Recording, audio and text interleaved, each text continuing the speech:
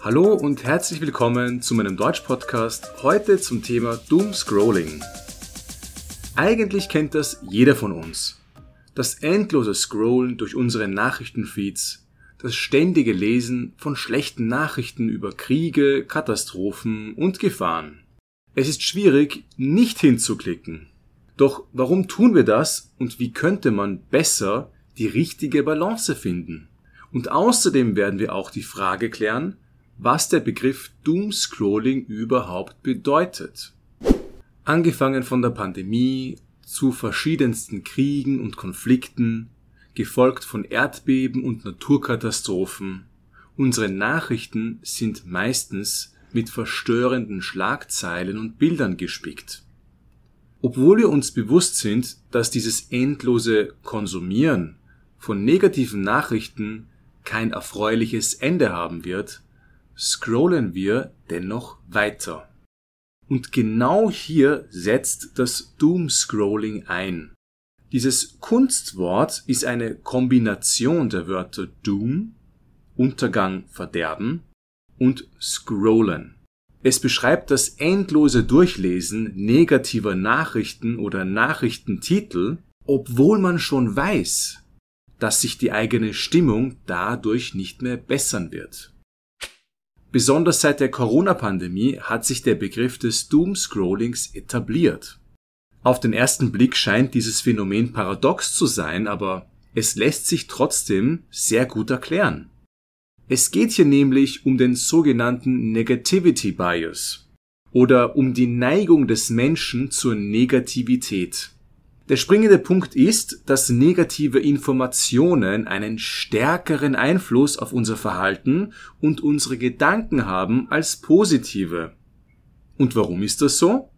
Unser Gehirn verarbeitet negative Wörter schneller und intensiver, wodurch wir sie auch besser behalten. Und dieses Phänomen ergibt sogar Sinn, wenn man es evolutionsgeschichtlich betrachtet.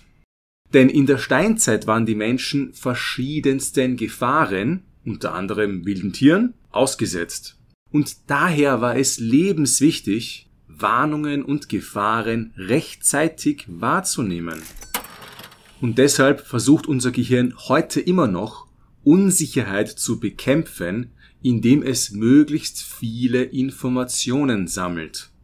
Je mehr schlechte Nachrichten wir konsumieren, desto mehr glauben wir, für den Notfall besser vorbereitet zu sein.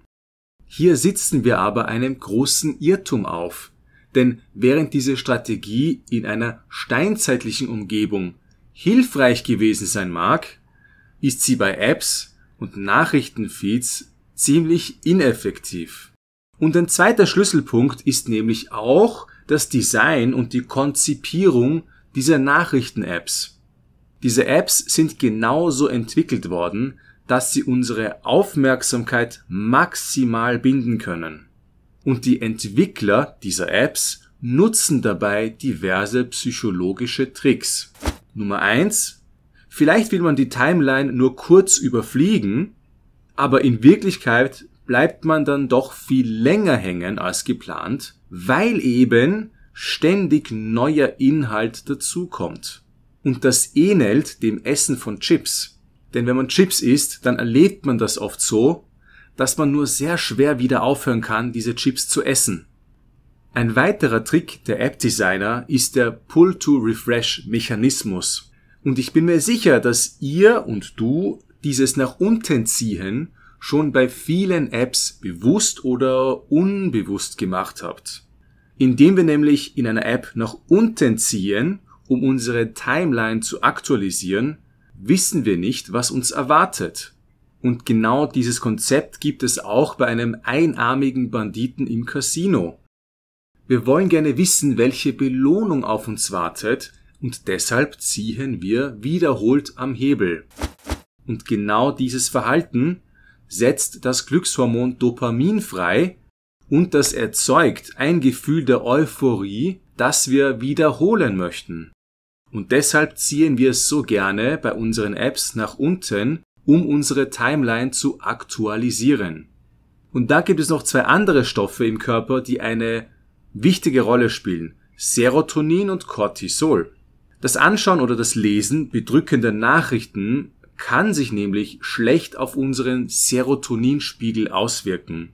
Das erzeugt dann bei uns Erschöpfung, innere Anspannung, Reizbarkeit und Schlafstörungen. Zumindest ist das möglich. Und das Stresshormon Cortisol spielt auch eine wichtige Rolle.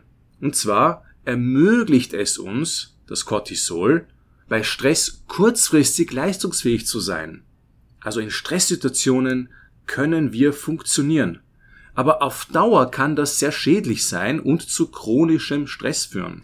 Und die Medien spielen in diesem Zusammenhang natürlich auch eine Schlüsselrolle. Denn negative, reißerische oder extreme Nachrichten generieren normalerweise mehr Klicks.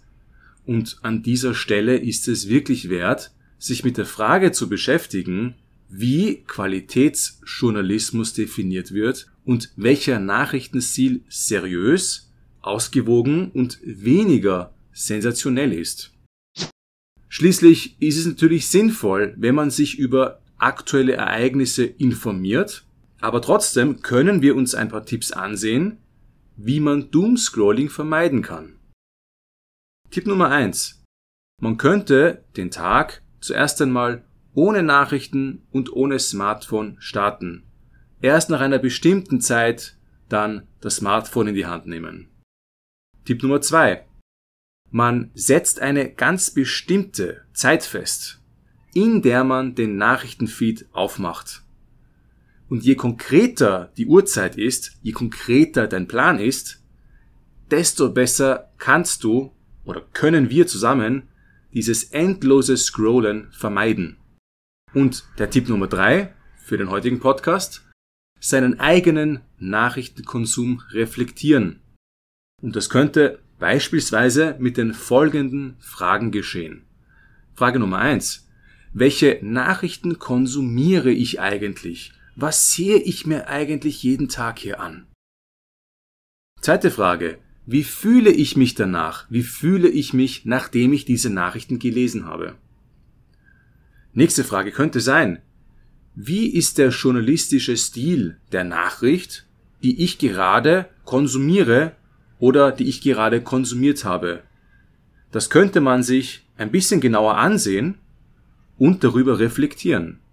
Und das könnte sich sehr positiv auf das eigene Konsumverhalten auswirken. Und mit diesen 3 Tipps schließe ich die heutige Hörübung. Ich hoffe, es war interessant, anregend und spannend. Das war der Podcast zum Thema Nachrichten und Doomscrolling.